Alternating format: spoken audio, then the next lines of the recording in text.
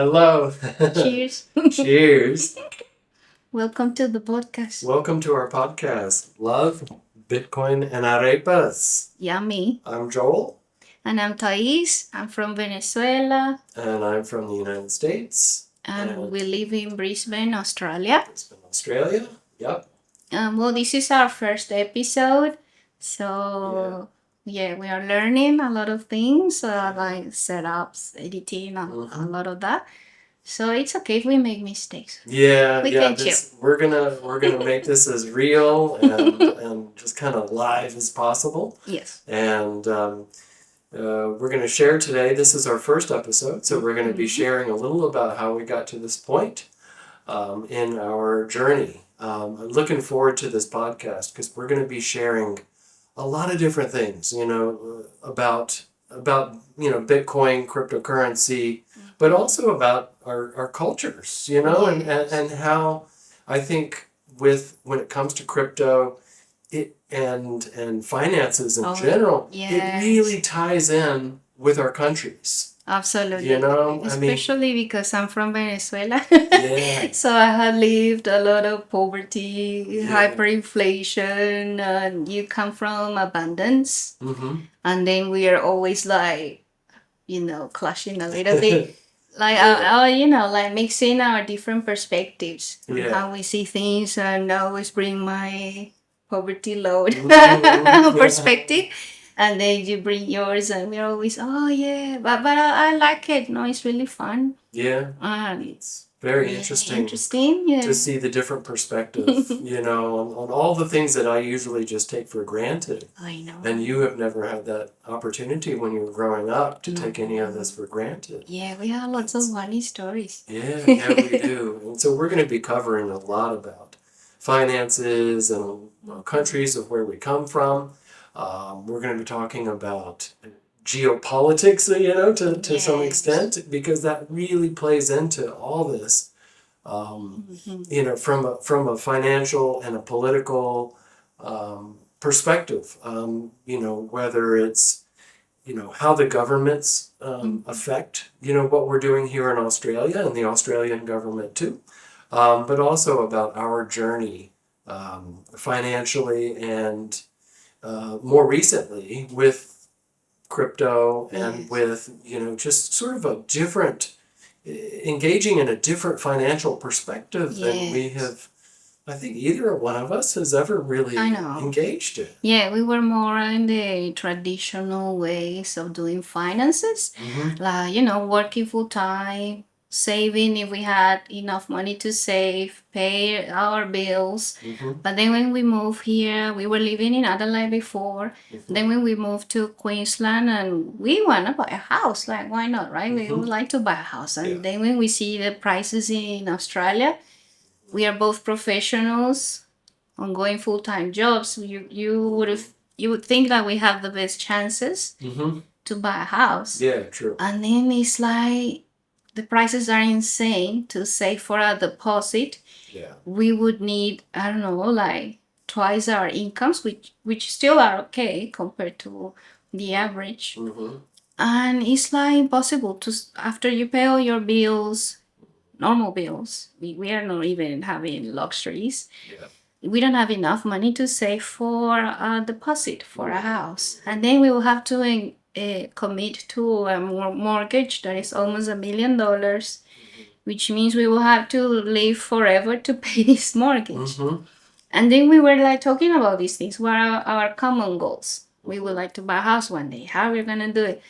And then we started like organizing our finances together, following the buckets, like from the Barefoot Investor, reading the book, doing the dates, like Barefoot Investor days, organizing the budget.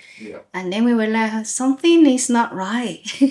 Like, we need to change the way we are doing things, because saving in dollars, well, it's not gonna get us anywhere.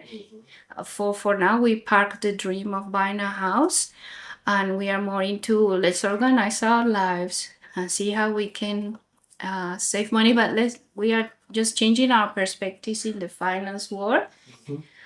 And yeah, we have discovered a lot in the time we've been investigating the world of finances, and in since August, we can say August, we yeah, started. basically started in August, and we both work full time. You know, that's the thing is we both work full time. So everything that we're doing is just in the evenings, at home and on the weekends because that's our only available time.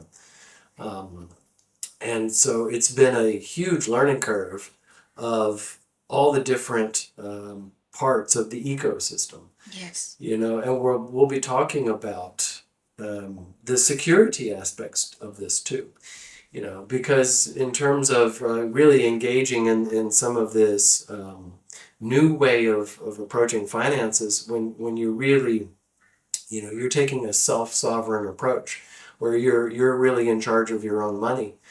And if you do that, you have to be on top of the security aspects. It can be so easy if you're in let's say you're using regular banking systems. If something goes wrong, a deposit doesn't go to the right place, or something happens, a bank system crashes or whatever. Oh yeah, you just call the helpline. Yes. But with what we're doing, if something goes wrong, well, it's still unknown territory. Even when it's up to blockchain technology started years ago, like 2008, something like that. Yeah. And still is not fully regulated. It's not normal. Not a lot of people are buying crypto. It's still very small. When I talk to people at work or friends, pretty much no one is buying Bitcoin, we can say, or any other crypto. Very few people. The ones that are buying, they leave them in their exchanges, in their wallets, and later we'll explain all of this. But they are not doing like full self custody. And they don't know the consequences of that. They might not even understand what is blockchain technology, what is the purpose of Bitcoin, how it was created. They just heard of it. And they might think they are going to make money just like that. We are more for long term buying and holding.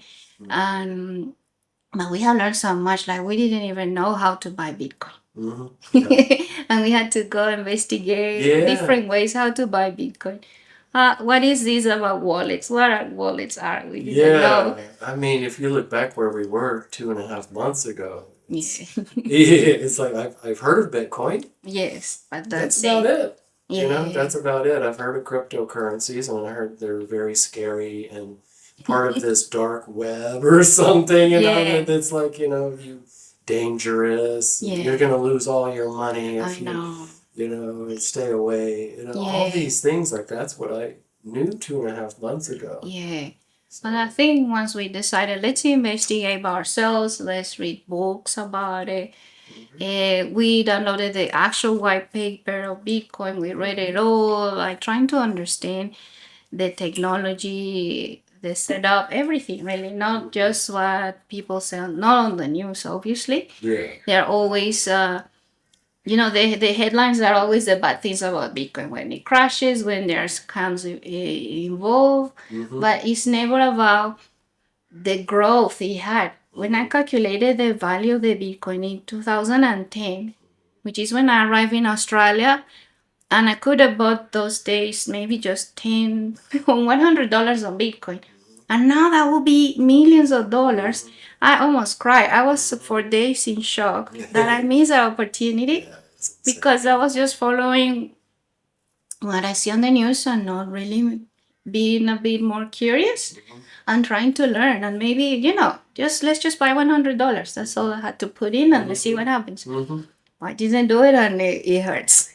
I could have now the money for the house. Oh yeah. It's insane. The people that just have a little bit then, and back then, I mean, it never even crossed my mind to even put $1 in. I think if you put $1 in, right now it would have been, or if you just bought, one Bitcoin, and how much was it? When it first started, it wasn't much. It was a few cents. Maybe less than $1. You could have put $1 in, and now that would be $100,000. US dollars. And then so it's like it's about learning. I think learning something new and just try and we have discovered so much and we are very excited about it. And that's why we titled the podcast Love Bitcoin and Arepas, like first love, because we love learning. We got really not scared about all these new things, but really excited about all the things we could learn. Like, yeah, some of the elements, like for example, in the whole crypto ecosystem, well, we started with Bitcoin or the blockchain technology, but we discovered a lot of things, right? Like the exchanges, the soft wallets, the alternative coins or altcoins, stable coins, as a whole other universe. Also, that you can do transactions in Dubai, Panama, lots of countries. Even when recently we bought a server, they had the option to pay with Bitcoin, so you can do transactions on Bitcoin in Australia. Like, it's possible. And wow, the self-managed super fund in Australia. That was another big It's been thing. a big one. A big That's one. been a big process. Yeah, that's for Australia. That if you set up a SMSF, self-managed super fund, then you can actually buy Bitcoin. And we are going through that process, and that's been another area that we are exploring, and it's progressing quite well. And yeah, we can share our experiences in that, because a lot of people might think, oh, I don't have money right now to buy one Bitcoin. It's almost 200,000 AUD. Yeah. I'm not gonna buy that. But then we started with $20 to buy Bitcoin, which was like 0.00000. Lots of zeros of BTC, Bitcoin. But you can start with little. We started with little money and just see what happens, and exploring the different worlds of exchanges, then the soft wallets, hard wallets, and learning about blockchain nodes. But it's a lot of topics. Mining. That's so exciting. Yeah, I'm very excited about mining. The different projects, if you want to learn about different cryptocurrencies like Ethereum or Solana, XRP, each one has their own like white paper or website or project, and you can read about that project. And if it's something that gets you excited, you can invest. And if you believe in that, you can invest. And so each cryptocurrency has a purpose. Of course, Bitcoin is like, let's say, king, I think, in the cryptocurrency world. Yeah, and we have found also that there are different types of people that follow Bitcoin, right? They are like, we call them the purists, that they put everything, all their assets, everything into Bitcoin. Others are more like us, I think. Of course, we save Bitcoin, but we want to also buy other cryptos too, or see what they do, at least know about them, or other assets. Still, we would like to have a house one day. It's not that we are just gonna live, just with Bitcoin save and never enjoy. Yeah, you kind of want to have a house with a roof over your head. Yeah, I know. So that's nice to have. Because we have seen that in the community, there are like different types of Bitcoin, and also a lot of people that are like remote workers, digital nomads. They can just live anywhere in the world, and they just have their wallets or these digital assets that is so easy to move around, because you don't have to carry your house or gold or valuable assets. And we'll be talking about all these different assets and some of the advantages and disadvantages of these different assets that you can have, because there is so much in terms of the diversity of assets. They all have their strengths and their limitations, and that one of the things that we've had to learn is the strengths and the limitations of them. I mean, I think that when we first started, we knew some of the limitations, like some of the limitations of real estate, the high fees of buying, the fees of selling and things like that, or even of buying a house and renting it out. You know, like that. There's drawbacks to that too. But I feel like we've also discovered a lot about the way the financial system works and disadvantages of some of these different systems of our asset categories, you know, or classes of assets. We've discovered so much more than I feel like that I didn't know. I know. Because you know we've both owned houses, you know, and you know there's definitely advantages to that, but there's so much more that we've discovered in the 2.5 months Yes. that I think are really valuable, and I think it's good. We also want to make a disclaimer that everything that we're going to be sharing in this podcast is not financial advice. Right? Correct. This is what we're just sharing our experiences, you know, and sharing what we know. And absolutely whatever you want to do with your own investments or your own financial life, your portfolio, you know, that's up to you. You know, we're just sharing what we've done, what we've learned, and hopefully we can give some insights into kind of how to make sense of this. Yes. Because it is so confusing. And like you're saying, there's so many different aspects to this with a whole new terminology system, you know, and it's almost like learning a new language in a lot of ways, you know, DeFi networks, I know, you know, and cold wallets and things like that. Wallets, what does air gapped mean? You know? It's a lot to learn. There's a lot to learn and there's a lot to take in. And it doesn't happen in just one day. Yeah. You know, I mean, and we love teaching. We love sharing information. Yeah. So we will try to make it plain English also because I love plain English. It helps me to survive in Australia. And yeah, to make some of these concepts easy to understand so people maybe get inspired and they want to try. Or maybe at least they know. And they if they're curious, they can always try. And if not, at least, you know, it's good to know what's happening because this can grow. Like, I think it will grow. We have seen things happening like in the geopolitics. Adoption is growing. Like, people can buy now apartments in Dubai, in Bitcoin, cars. People get paid their salaries in Bitcoin. They just give you the address wallet that we'll explain later, all of that. Then they get paid in Bitcoin. Like I said about the server the other day, and we had the option to pay in Bitcoin. It was the third option. And yeah, if adoption keeps growing, it's good to know. And not when it comes and then, okay, well, how do I start? So it's good to start learning, even if you're not gonna try yet. Yeah. Why not? Yeah. Yeah. I mean, it's good to learn. And our first kind of attempt with all this has really been just buying and holding. Yes. You know, just learning how to buy and how to hold it for a long time.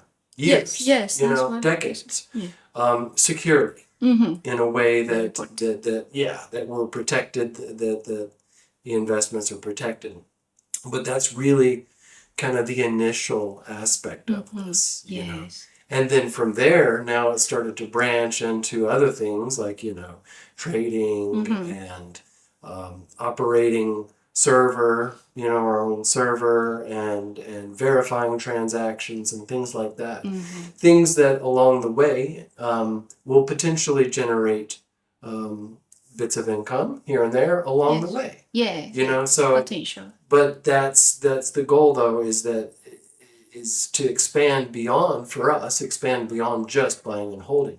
But that's where we got our start. Yes. And I feel like that's for a good starting point, you know, in terms of, you know, like, where do I even buy Bitcoin? How do I buy it? Yeah, lots of people don't even know. Yeah. Or they might use the worst app out there with the highest fees. Yes. You know, remember we tried eToro and initially you needed like 50 USD which is maybe like 75 AUD. And what if I just have $20 available? That's all I want to invest in this. And then, so sometimes we created accounts and we started with the app that was not the best for us because we just wanted like to try little bits. But then, we've been discovering what are those basics, how to buy, and then okay, what do I do with it? We have discovered just so far that it's good for saving because we hold it, we buy, and we keep it there. So it's giving us like a discipline to save regularly in Bitcoin and not stressing about if you buy and it's not really high right now or it's low, or am I gonna buy it tomorrow because it might drop. I'm not stressing about that. I'm regularly buying even if it's high or low and holding. That's like a plan. And then the first time we did it and we did transfer to the cold wallet, we were securing everything.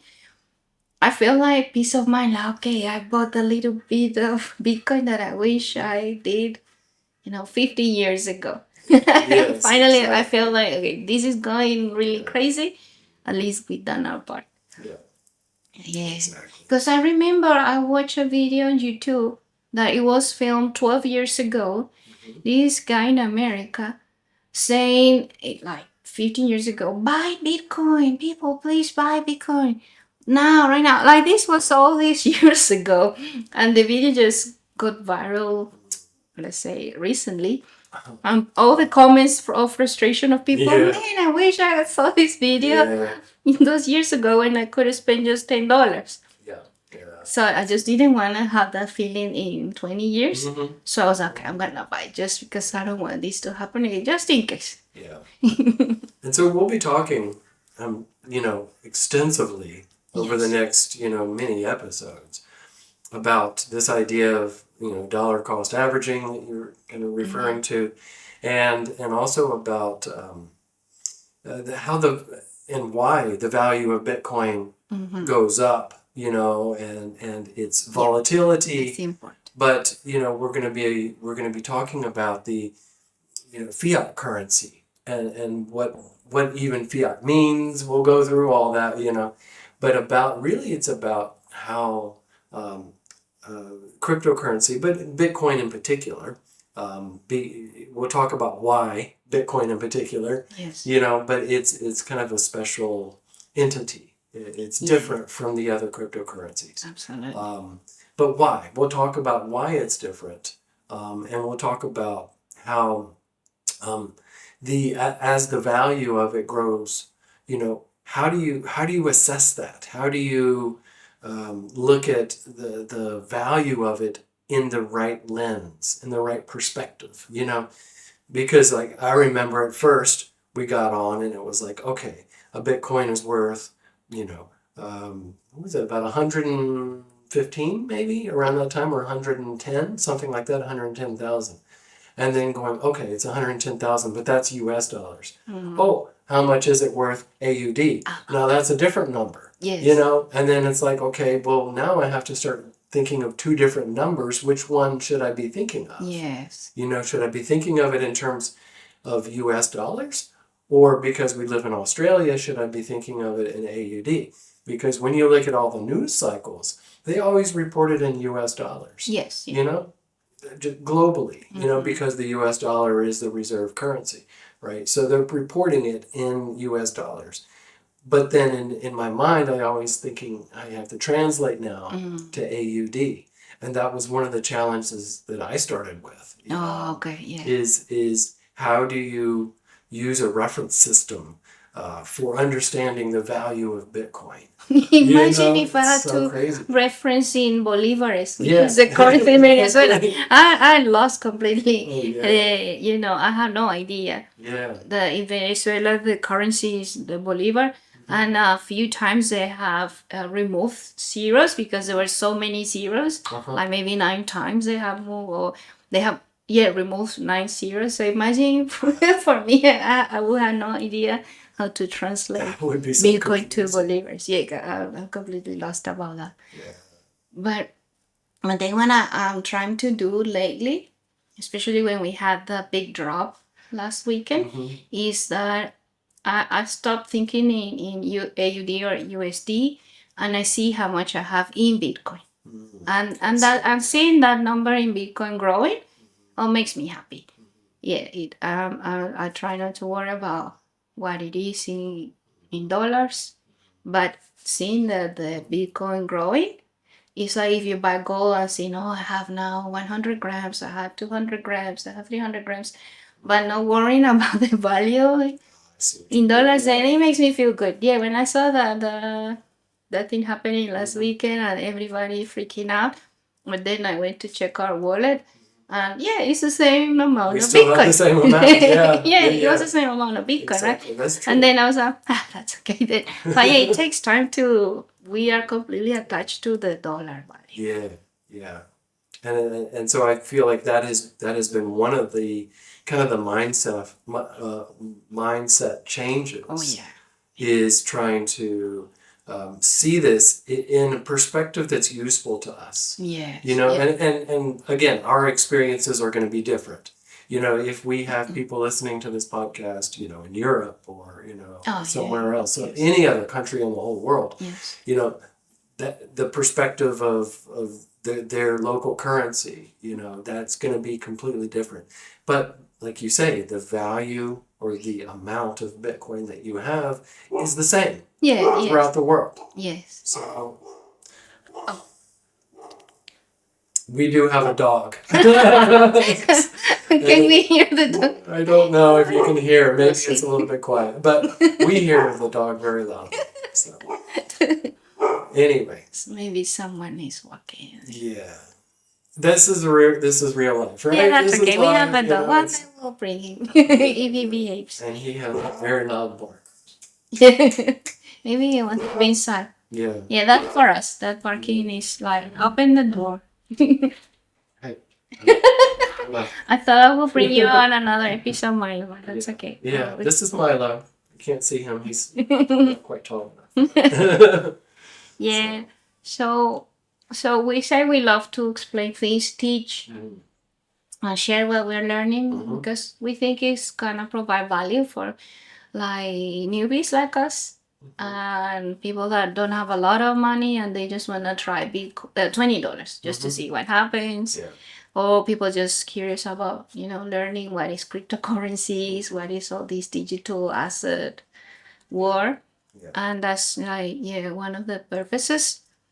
The other with Bitcoin is like the key now in the cryptocurrency war. We are investing in Bitcoin. We like the blockchain, what it means, running a node, later mining.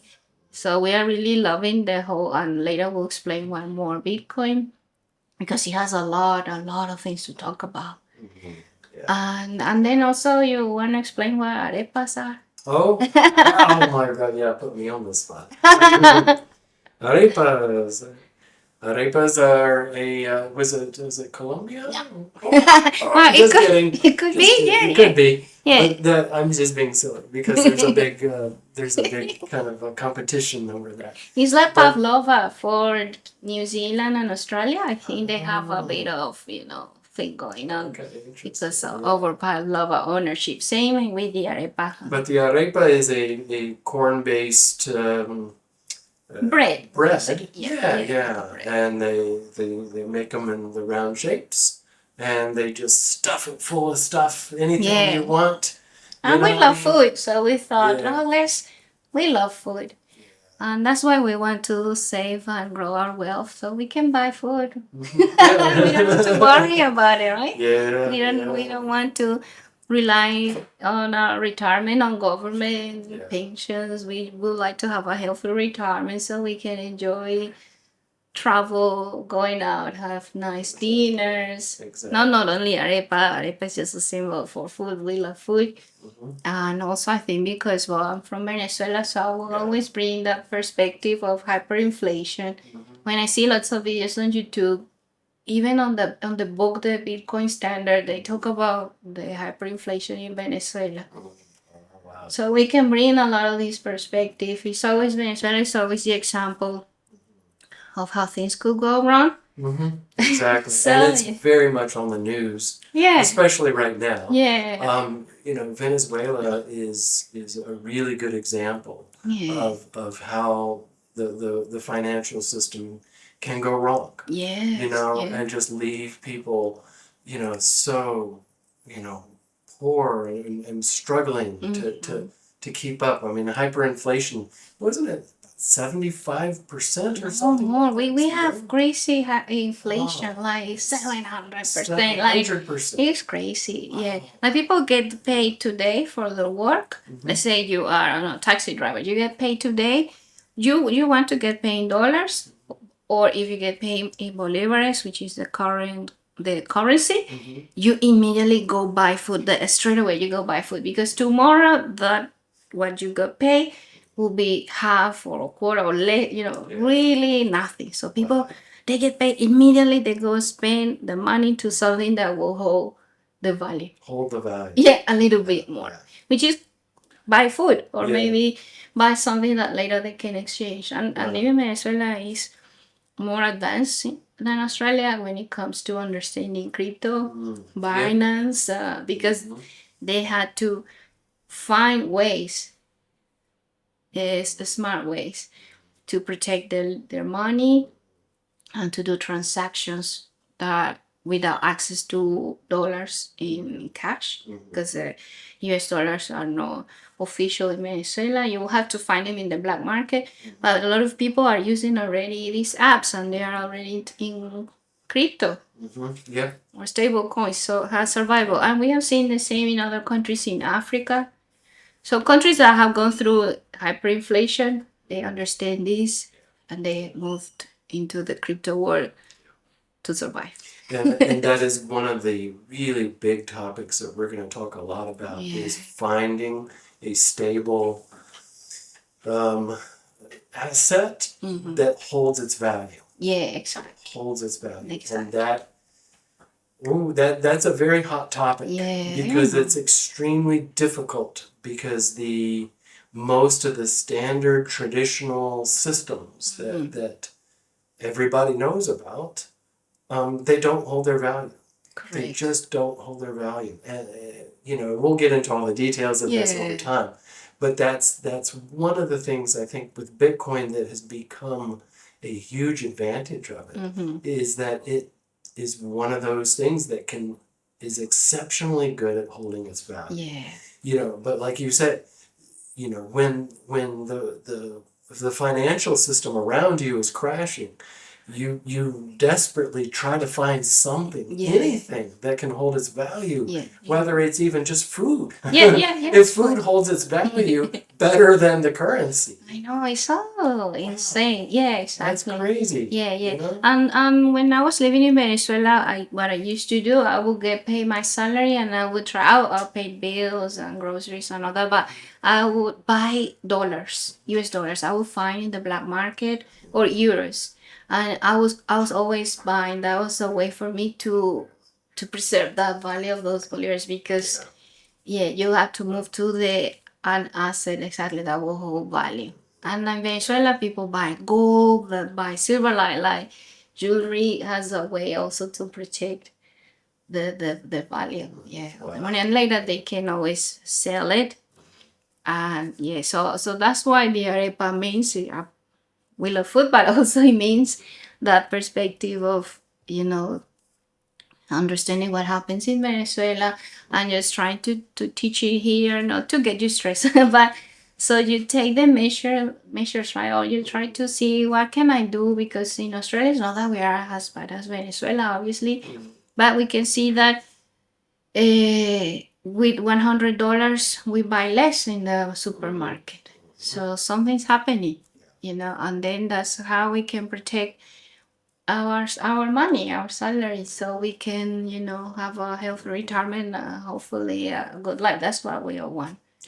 So it's just bringing sometimes those examples of Venezuela, and also because it's normal for me to bring my Venezuelan paranoia to everything. Yes. The stress. And we'll be talking about that. And all the fun the fun things of someone who comes from more of an abundance mentality to live with, to live in an environment where the that worry about the small things. That's been quite interesting and eye opening. So we'll be talking about that and Yes. and just having fun with it. Yeah. Having fun with this. And it's nice if people learn a little bit, and Yeah. it's fun, I think. Yeah. Yeah. So we will share uh, links. Maybe I would like to share on this first episode in the description box the link for that book that we've been reading. Oh yeah. Because it gives a lot of basics, and if you want to start reading, understanding, then that's a good one, and it has a lot of graphics that I like, and we'll be sharing on different episodes. The teaching one, Yeah, the one that really teaches it nicely. Yeah, for sure. Yeah. We'll be sharing lots of links. We'll be sharing the things that we discover because we're still learning. We're still discovering, and so we're constantly exploring new things, and I think that's one of the things that we really enjoy is saying, okay, we're gonna jump into this and see what happens, see what this is like, and so we're constantly looking at new technologies, new when I say technologies, not only like hardware things, but all the softwares and the systems, the global systems of finance and the global systems of investments and things like that. And what about Web3 apps? We Yeah. didn't even know. We didn't know what the Web3 apps were. Yeah. We were, well, is that a Web3? What is a Web3 app? I don't even know what that is. I know. On open source. And then we're like, okay, there's Apple and there's Android. Yeah, we live on those. Which one? Oh yeah, you're Android. Okay, that's as far as it went. Yeah. And now I feel like it's really expanding. Yeah, we are discovering new apps. DeFi apps and stuff like that. Yeah, it's very interesting. So, and so we're going to be, doing these podcasts as often as possible. And we're going to be putting them on all the major social media things. We'll put it on YouTube. That's going to be one of our main things. Yeah. Instagram, TikTok, Yes, and little shorts of what? Shorts. Yeah, reels, important things to remember. All that. Yeah, exactly. So. And if you have any questions, just add them in the comments so we keep investigating. We're happy to take on the challenge. Yeah, absolutely. Happy to respond and grow the channel and grow with others and try to go deeper and deeper. With this so that I just want to be able to talk fluently. And be able to improve our lives. Improve our lives and help others improve their lives too. Like me, in my case, I just want to share what we're learning because I don't want to be again like watching that video of that guy that, oh come on, he told me and I didn't listen. Exactly. So I just want to provide useful information so now. And at least and you can make your decisions. Yeah. And it's not that you have to risk all your money. You can start exploring, like I said, with $20. If we explain how to buy Bitcoin and then you try, it's fun, I think, even for the learning experience. Yeah. And because we want to teach our child, like we want to teach him, I wish someone taught me these things easier. We had to read a lot of books, watch a lot of videos, right, to sort of get where we are now. To kind of put it all together. Still learning lots. We haven't stopped. We're still not stopping. Like we want to get into trading or different ways. As we get new technologies and new resources, one of the things that we've started doing is putting out little shorts, unboxings, or just this is how we're installing it. And, I think a lot of it is to also demonstrate where we get stuck sometimes. Like we try to install something and we encounter an error. Oh, You know, yes. because if we encounter the error, you know, a lot of other people probably will too. You Yes. know, so as we explore these new technologies and these new resources, you know, we're gonna put it out there, you know, live, real. You know, this is what Yes. our experience has been, but also just to kind of help you get through the initial stages. We're not trying to come in and say, hey, we're pros. These are all the 15 things you can do with this, but more like, hey, this is the first steps that you have to do to install it, and to get it going. And if you don't have certain other resources available, then you need to go get these other resources to make the installation successful. Yeah. You know, whether it's Especially the node. nodes and VPNs and enter the speeds of your internet and well, all these The things and different security, the cyber securities and security. different types of connections, like physical connections and whatnot. Yeah. So there's so much to learn, but as we explore, we're gonna keep you guys, keep everybody in posted. Yeah, absolutely. Yay, Cisco. Cheers. Yay. Cheers. Cheers. Yay. So Yay. looking forward to seeing everybody on the next episode. All right, cool. All right. Cheers. Cheers. Bye. Ciao.